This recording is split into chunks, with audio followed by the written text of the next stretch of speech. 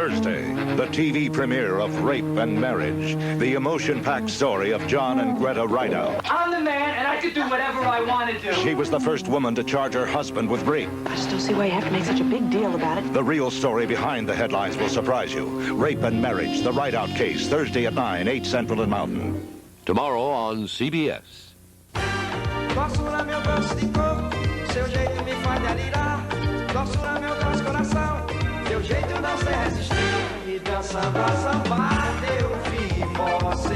Me namorei do seu jeito de dançar. E agora, meu bem, que posso fazer? 楽しいことだけ香りに残る香りリザーブサントリーリザーブ I had trouble concentrating and being disciplined, so you know I do like 60% and never had discipline to follow through, which a lot of guys who have troubles at home do. You know, they have a bad self-image. It's better than having to do like a real job. Some of these they want to own your soul, and you know, most actors will give it to them, you know.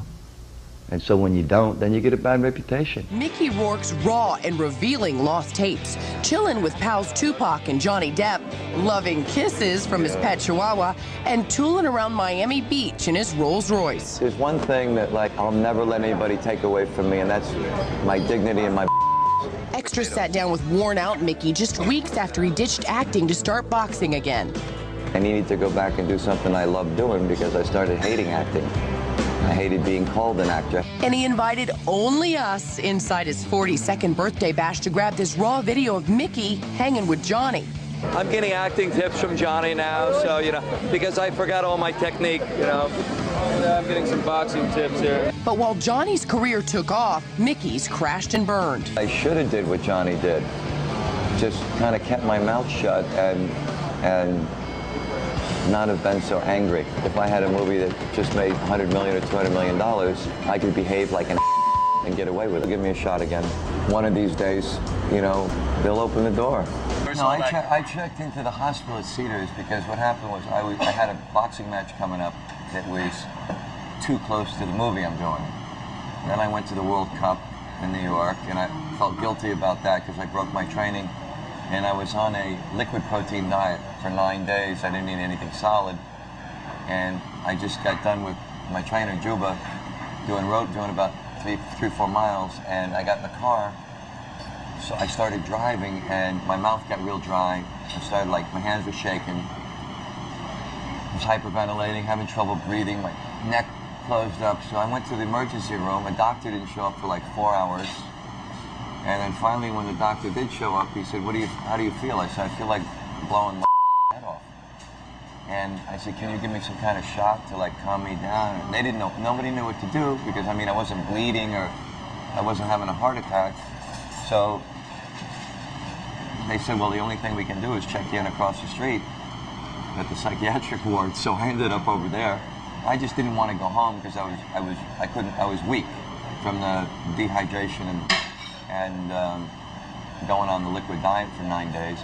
So I went across the street to the psychiatric ward, spent the night. A doctor came the following evening because he was busy, and then I left the next morning. I'm an actor now again. Yeah.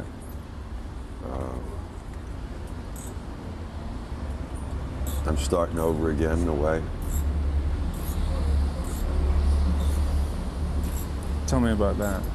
Well, I had my career going about 10 years ago, you know.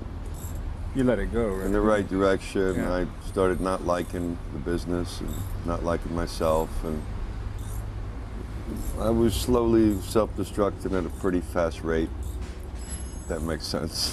I felt like I didn't belong doing what I was doing, meaning the acting. I don't know, I felt some sort of guilt about being successful at it. If you arrive here as a young person and then suddenly are successful, it seems almost impossible to get through that without some damage. Yeah, whether it tails off into some sort of narcissism or drugs or alcohol or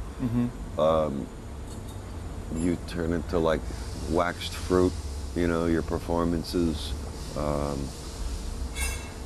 or you end up becoming so big that you end up living in a bubble,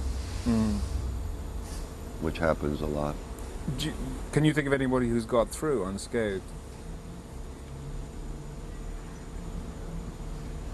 I don't know a lot of people in the acting business. No? No. No. I don't understand that. No. I miss terribly the days when Adrian Lyne and Alan Parker, Shamina would call me up and say, let's go to work.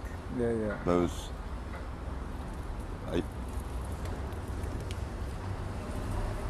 Yeah. Yeah. Yeah. I think we're done. All right. Thank you. Thank you.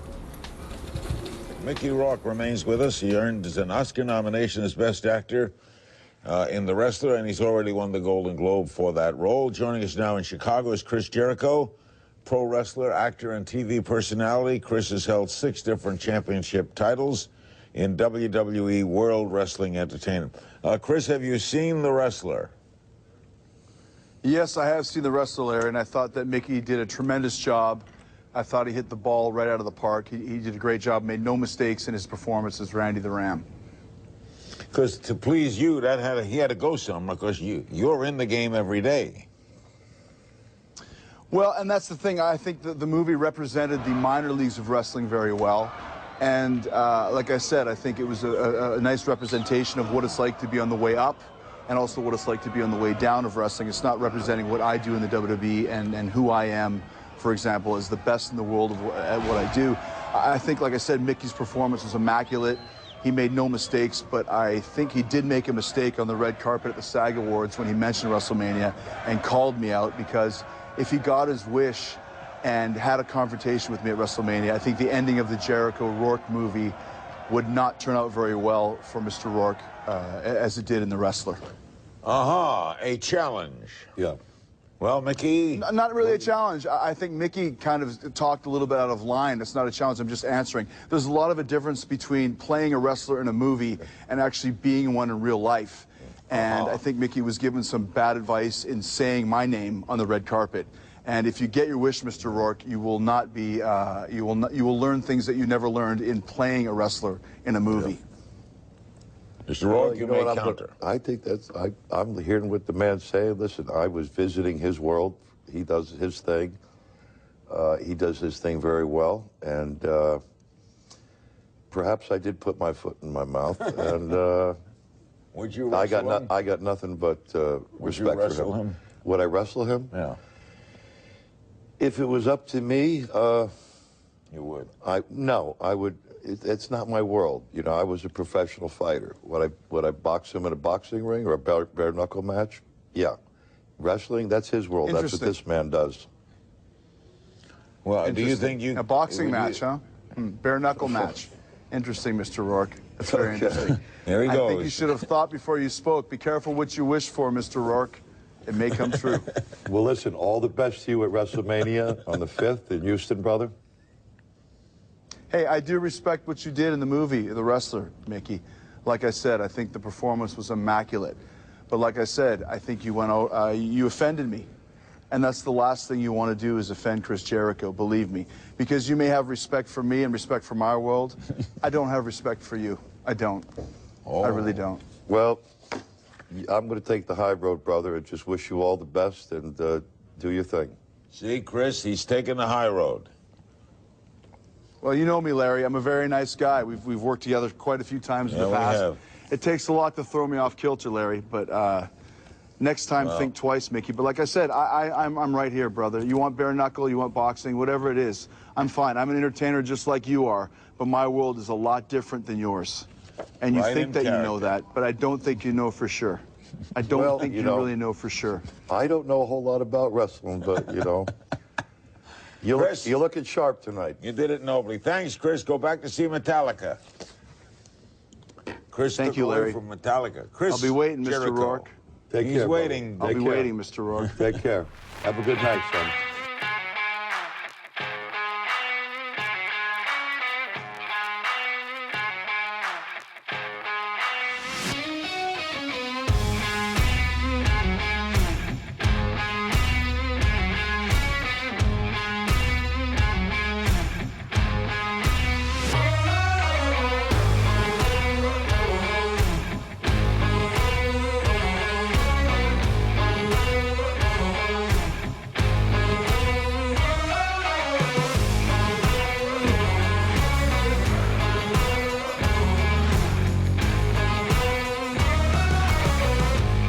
So what do you think?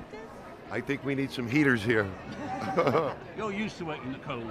Yeah, right. Yeah, I've been out in the cold for years myself. The film's What's done it so like incredibly. back in the limelight, Dave? It's really nice. I mean, the biggest thing that's been, the nicest thing, or that feels the best is the strangers, the people on the street, you know, have been very supportive. The ones that go see the films and have said, like, you know, they just said the nicest shit. And it's been really a great feeling to hear this kind of, you know, to get this kind of support with this particular film. Because for me, it was the hardest movie I ever made, and it's to me, it's the best movie I've ever made. And the wrestling community in America has really embraced this film. The WWE, Vince McMahon and Roddy Piper and Nature Boy Ric Flair, and this was their world, and they've been supportive of the film, and to me, that's the highest compliment. Where's your daughter tonight? She's ill. She's in New York getting better. She had a stroke, but she's with me in spirit, and I'll see her in a few days. Loki. Yeah.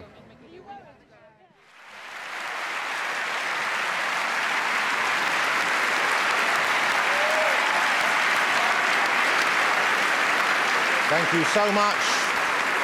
And welcome to the Orange British Academy Film Awards from the beautiful Royal Opera House in London's Covent Garden. Our next award is for leading actor. To present this award, a worthy recipient of a BAFTA at last year's ceremony for her amazing performance as Edith Piaf, the gorgeous, the talented, the French, Marion Cotillard.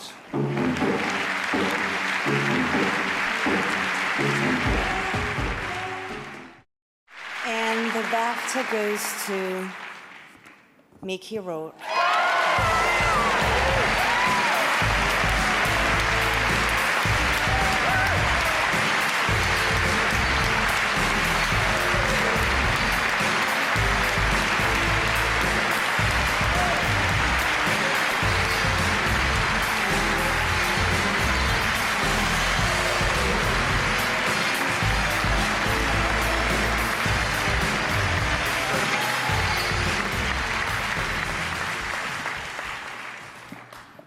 It's a pretty statue.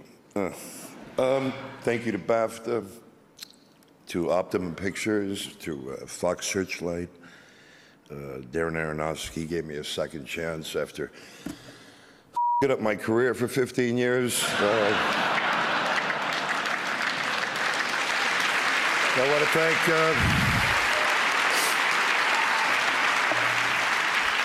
want to thank my agent who put his career in jeopardy by representing me several years ago, David Unger. I want to thank my publicist, Paula Woods, for having the hardest job in show business, telling me where to go, what to do, when to do it, what to eat, what to dress, what the oh God, it's such a pleasure to be here and to be back out of the darkness. I'd like to thank Marissa Tomei for putting up with me. She's a hell of a talent. It was very brave of her to take her clothes off all the time, and I enjoyed looking at her. The other thing, okay, last but not least, did I thank Peter Rice? Yeah, Peter Rice, okay. I don't want to forget anybody. My memory's not that great. So I'd like to dedicate this to an actor who's not here anymore that was a great friend of mine, and his spirit and his talent live on, the great Richard Harris. Thank you very much.